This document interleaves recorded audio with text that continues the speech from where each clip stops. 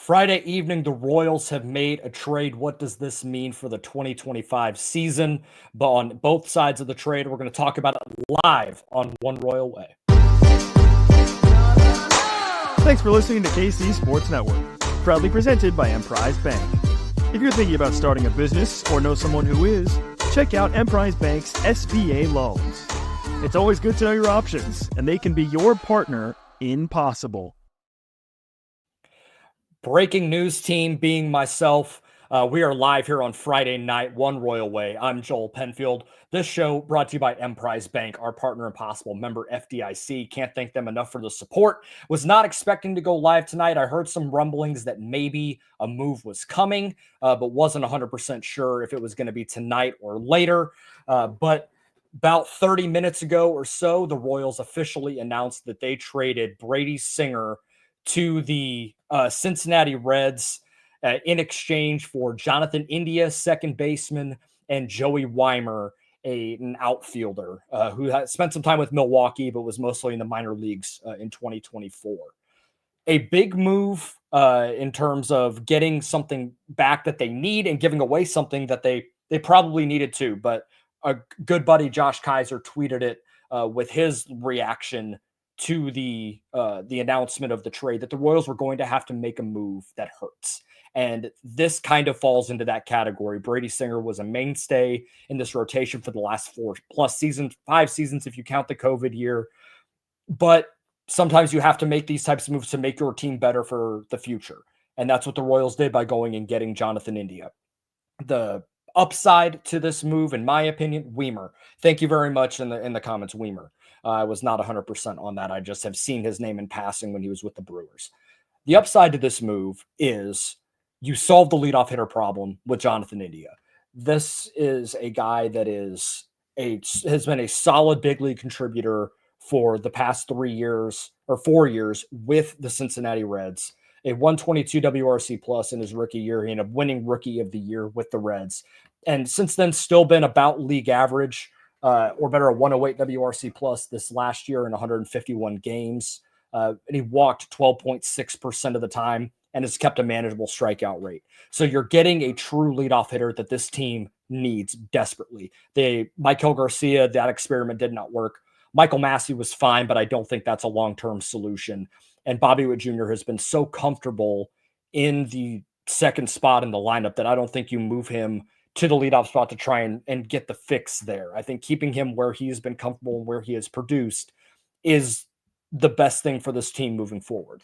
Getting a guy that can consistently get on base without crazy strikeout numbers. And Jonathan India too has some sneaky power for being a second baseman. He had 21 his first year, 17 the year in 2023, and 15 this past year. For a second base only type guy, good enough power, good enough bat to ball to get on base in front of Bobby Witt Jr. So he doesn't have to take, I think I heard the stat, 443 of his at-bats this year without a runner on base. And with him getting on base and Bobby Witt Jr.'s ability with runners on, then it just lengthens the lineup for guys like Vinny and Salvi and Massey on down the line. So I really like this move from that perspective. And it helps. It immediately makes the lineup better, having a leadoff hitter that can get on base and produce with regularity. The other side of this, trading Brady Singer away. Yes, it hurts. I think it was the right time to move on Brady Singer. You're selling high on a guy that had I would consider it a career year. I think it almost obviously is when you consider the amount of innings and the types of innings that he was throwing for this team. He had even if this was only a 2.5 win season for him compared to his 3-win season in 2022, I think he was a better pitcher more often this season. I believe he led the league in outings of 6 innings, no runs or 1 run allowed. So he was very consistent. He pitched a lot of innings, 179 2/3, got a lot of ground balls. Here is the concern with Brady Singer, and this is why I like this move initially. I think he is an obvious regression candidate for 2025. I don't think he's going to be able to sustain the level of ground ball that he gives up and it not burn him at some point. The ERA dropped from 5.52 to 3.71 in from 2023 to 2024. The FIP with that was a 4.29 in 2023. So he was going to see some positive, progression with it. The FIP was a little higher than the ERA this year. The expected ERA compared to the 3.71 true ERA was 4.65. And that takes into account like batted ball and things like that. Brady gets hit really hard when he does get hit. So he's probably not going to be able to sustain that type of level. And for a guy that is not a big time strikeout pitcher, he had 170 and 179.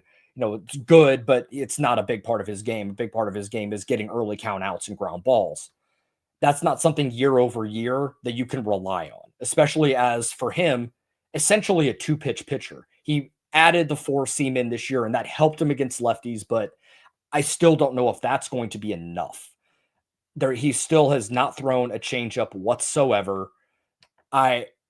I'm just not 100% sure. And he's been so volatile year over year. 2021 was bad. 2022 was good. 2023 was bad. And 2024 was good. Which Brady Singer are you going to get? I'm not sure. Morgan Cavender asked, what's the best way to fill his shoes? I'm going to get to that in a little bit. I want to talk about, how this affects the rotation here in a little while. I'm trying to get the overarching thoughts and kind of my positive takeaways from this initially.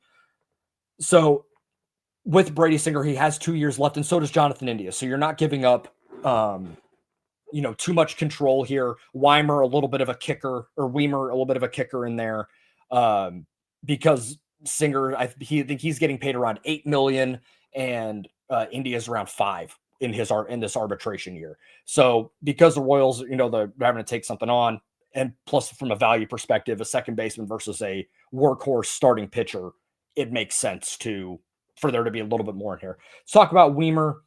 In 2023, he played about 130 something games with the Milwaukee Brewers. There's some power there, elite defense, and very good speed. A lot of swing and miss, and not a lot to speak of with the bat. And I know that we've talked about that with Kyle Isbell for years at this point, that not a lot with the bat, but he's good on defense and he can run. There is a little more power potential with Joey Wiemer. I think he's probably your 4th outfielder, at least as it stands right now, because of the speed, because of the defense, and there's some legitimate pop. But I'm not, and he's only 25 years old. This is not really a part to write home about. I'm not expecting him to have a massive impact on the 2025 Royals, but there's something there, and there's some moldable clay there. He doesn't hit the ball hard with enough regularity, but that's something that Alex Zumwalt has shown that he can help guys do, maximizing some of that barrel and hitting the ball hard and putting the ball in play with some higher exit velocities. And that leads to more hits. Maybe there's something there. Overall, I like this move. I think it makes the Royals better in the immediate, especially on the offensive side. There's a lot to be desired on the pitching side now, losing a guy like Brady Singer, and I'll get to that here in a little bit. If you had to put a grade out, leave it in the comments. What do you think? I'll put it at a B+ because I don't think India is a game changer. Like, this isn't a slam dunk move for the Royals, but he's a solid ball player with solid bat to ball, decent enough power for a second baseman. He's an average defender and a decent runner. Like, it's a super high floor player, which for what the Royals need in 2025, I think that's solid because you have your upper tier, run producers and production guys. And Bobby, I think Vinny is going to be that guy. And Salvi is still that, even at 35. I do believe Michael Massey could be one of those breakout candidates if he's able to stay healthy, if the back doesn't flare up. And Brandt is completely correct. Like, the Jonathan India hair effect is legit. That's some 80 grade show hair. Respect there. Zach Shelby's saying 250 average, little power. I'm not going to worry about batting average. That's not where I'm at. The power, 15 home runs for a second, 15 to 20 homer power for a second baseman is above league average. Like, your Jose Altuve's that can pop 30, like those, there aren't many guys, like, unless you're Alfonso Soriano. Like, I'm not going to worry too much about the power. To me, what he provides is the on base. And yes, that's a very Moneyball thing to worry about, but when you're the Royals and you have your Bobby Witt Jr. types that can get on base, you need and are very good run producers with runners in scoring position. having a guy like Jonathan India that can get on base at a like 360, 370 clip, that matters a ton. And there's a ton of value that's carried with that. Even if he's only going to hit about 250, like to me, that's fine if you're going to get on base with that. I'm going to talk about the other side of this here in a little bit. We do need to take a quick break, though. We'll be right back. Looking for tickets for your next event? Tickets for Less is your #1 source. Save big on every purchase when you use promo code KCSN at ticketsforless.com. Be sure to hit that like button and subscribe button. I really appreciate you guys hanging on here with me on a Friday night, taking time out of your evening to listen to this. Was not expecting this, obviously. We had some breaking news with the Chiefs earlier, so you're getting 2 breaking news teams in one night at KCSN. We stay ready for you guys. So now to the other side of this. And because like I said, this is not a slam dunk move, but I do think it helps. Here's the other side of the Jonathan India side first. As I mentioned, he's not a high ceiling player. I think it's a very high floor, which is fine, but there's not a ton of game changer to him. The other problem, he has been, this causes some major concerns is the wrong word, but questions about what the roster is going to look like in 2025, because he's a second base only. He played some third base in college, I believe, when he was drafted, but he exclusively in the pros, he's been at second base. So what does this mean for Michael Massey? Is Jonathan India going to take most of the second base duty and Massey can DH? Andrew Lee brings up Massey to the outfield. If Massey didn't have the back problems, I could see that being a thing. I think he's a solid athlete, but I don't think running around in the outfield like that and diving and lunging and doing some of these things is conducive to keeping a back healthy. So I think they keep him in the infield, and he's a plus defender there, where Jonathan India is fine. So maybe Massey DHs a little bit more. Maybe India can take some DH at bats if they really need him to. Maybe he's open to going back to third base. I don't know what that would look like. Michael Garcia is a very good defender, but I don't know what this means for his spot now that I am not in on the Michael Garcia breakout that I thought was coming this past year. At this point, I'm not sure what you're going to get from him. So does this mean maybe Michael is floated out there as a trade piece? Is Massey? I don't know. But it's going to make things very interesting to divvy up the second base and DH and third base at bats, adding Jonathan India in there now. I'm not 100% on that. I guess we'll see. The thing that makes me believe this is not the only move is they didn't have to add any prospect capital to go and get Jonathan India. It was just Brady Singer that went. So they still have the ability to go out and make a move. They were Annie Rogers reported they were interested in Alec Boehm. I don't think the door's closed on that, but the percentage of that happening is a lot lower. They're interested in Taylor Ward. That might close the door on this purely because he's kind of the leadoff hitter. And I don't know if you're going to go and get another corner outfield bat when you still have Hunter Renfroe. And I know people have their opinions on him, but he is under contract for another year. He picked up the player option. And you still have MJ Melendez, who they clearly believe in and believe that he can still be a productive big leaguer, even if the opinion of fans is that he cannot. And you still have Kyle Isbell, and now you add Wiemer into the mix. So I'm not sure if you go and get somebody like that. The other side of this now, losing Brady Singer, and while I do think it was the right move to trade him, as I mentioned at the beginning, this is the concern, because so much of what the Royals did this past year and why they were so good and why they were able to make it to the second round of the playoffs was because the starting pitching was durable and awesome all year long. Brady Singer was a huge part of that, especially from a durability perspective, throwing 180 innings. And even if you look back from 2021 on, when he was part of the full-time rotation, I'm going to excluding the COVID year because there's only 64 innings during that time. But even then, 12 starts, 64 innings for a rookie. And that, you could extrapolate that out. 128 and a third in 2021, 2022, 153 and a third, 159 and 2/3 in 2023. There was an IL stint at the end of the year, but he made his turn every time except for the last month of the year. and then 179 and 2/3 as your 3 or 4 as your I think he was the 4 starter for this team. That's a lot of innings that now the Royals are going to have to make up. The rest of your rotation is Cole Reagans, who set a career high in innings this past year, 100, I think 183. And you still have the specter of 2 Tommy John surgeries looming over that. And I know we don't want to think about those things because he's amazing and finished 4th in Cy Young, but it is something to consider that his arm could go at any time. It's just the unfortunate reality of throwing a baseball overhand like that when you have those 2 surgeries. Seth Lugo, Cy Young runner-up, congrats to him, set a career high in innings by 70 innings. He threw over 200, which again is great and awesome. He's also in his mid-30s. Coming off this is a career year for him. Is he going to be able to sustain that level? I'm not sure. I'm not going to expect another 200 inning campaign out of Seth Lugo at 35, even if he is a relatively young 35, because this is only going to be his 3rd full year as a starter. And now you have Michael Wacha, newly minted, 3-year, $51 million deal and a well-earned contract.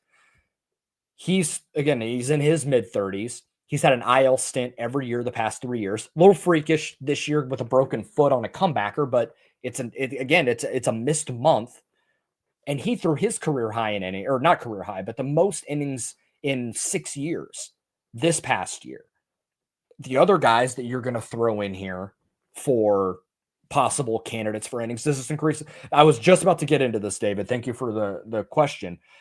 I do think this means Alec Marsh is going to stick around unless they go and make a free agent move, which I'm not going to rule that out either. But just to talk about Marsh, since you brought him up, he was good, not great for most of the season. He did exactly what they needed him to do out of the 4 or 5 spot in the 5 spot in the rotation pretty much all year, but it was still a 4.5 ERA and a 4.34 FIP. That might just be who he is as a starter, which is why I've talked about him so much as a reliever or a trade candidate if he wants to start. But for now, I'll pencil him into the rotation because we don't have any other information as to who the Royals could go get in either a trade or free agent. Kyle Wright, the Royals believe in him as a starter. I'll put him in the 5 spot because they want him to start. But he hasn't thrown a pitch on a mound in over a year. And he's coming off a major shoulder surgery. So who knows if he's able to tap back into what he was with the Atlanta Braves in 2022 and part of 2023. That's a major unknown. Chris Bubich, that was brought up in the comments that maybe he's a starter. I believe they still believe in him as that. But he's a little over a year and a half removed from Tommy John surgery. Takes guys, even if a guy comes back and pitches, he's not himself until about 2 years post-surgery. So maybe middle of next year, we'll see what Chris Bubich actually is. A good example of this was Walker Buehler. He was not good this year. He was good in the playoffs, but for most of the year, he wasn't very good. And that's kind of the danger of having to rely on guys out of, off of Tommy John surgery. Other internal options would be like Jonathan Bolin, but I don't know if they're even going to keep him on the 40, or he could be a trade candidate. Chandler Champlain, maybe. Luinder Avila's on the 40-man roster. Daniel Lynch, but I think he's really found a role, and I think it became pretty clear that he's not a starter in the big leagues. There aren't many other options to start and to fill the void of those innings that don't have some major question marks with it. So this might be where the Royals go and get a kind of dip into the free agent pool that they did last year. A mid-tier free agent, 12, 13 million at the upper end. Even, you could even go lower than that to find some sort of stability. This maybe is where you bring back a Michael Lorenzen on a 1-year deal to help solidify that 4 or 5 spot, or to be kind of a swingman in the bullpen if they really believe Alec Marsh could be that. Maybe if Walker Buehler is willing to listen, besides staying in LA, which at this point, I think that's where he's going to be. Maybe you get him on a 1-year deal to kind of like a 1-year mercenary hire. I saw somebody mention and they're not like linked to the Royals, but a name to listen on would be Shane Bieber, but he's also post TJ. So I'm not gonna that's too risky for my blood. Maybe it's like a Martin Perez, uh Michael Soroka, Kuderna Mazzucato, Kuderna maybe 2026. I don't think there's a chance that he pitches in the big leagues unless he just goes nuts in double A and takes that next step. Then maybe at the end of the year, you consider that. And if you've listened to the show before, you know my opinion on Frank Mazzucato. I don't see him as a big leaguer. He doesn't throw hard enough and he doesn't command the ball well enough for me to believe that he can be a big leaguer in any form or fashion. So I'm not even going to consider that option at this point. That's pretty much where I'm at with this move. Overall, I think it's good. It makes the Royals better, but I still have some questions about a roster construction and where some innings are going to come from the starters. But I do think this gives me some level. Oh, Noah Cameron. Thank you, Ryan, in the chat. That is a name to consider as well. I don't think it's a name that'll break camp, but I do think it's a name that will log innings for the Royals in 2025. If you have any other comments or questions before I get out of here, please drop them right now. I appreciate you guys hanging out. We don't need to go too long here. And hopefully the Royals will make some more moves that will allow me to come on and go live throughout the offseason with any sort of free agency or trades and make this team better for 2025. But overall, I like Jonathan India. I think this is a name that is going to help the Royals lineup. It solves that leadoff hitter problem. Brady Singer, if I don't have a glass of bourbon with me, but shout out Holiday Distillery and I'll toast game to him. Being a mainstay in that rotation, being a bulldog on the mound, and helping bring playoff baseball back to Kansas City. Shout out to you, and I hope best of luck with the next couple of seasons in Cincinnati, and I hope he does really well for them. If that's all, I appreciate everybody hanging out. Be sure to like and subscribe here on YouTube. Hit that notification bell so you know when I go live throughout the offseason. Think we trade for that Ohtani guy? Man, I'd love to. That would be great, but it's pretty great though. Yeah, be sure to hit that notification bell so you know when I go live on YouTube throughout the offseason and the regular season in 2025. And be sure to subscribe on Apple and Spotify, wherever you get your podcast, and hit that notification bell there as well. So it sends a little push to your phone so you know when our episodes go up. Appreciate you guys a lot. Thank you very much for hanging out with me and have a great weekend.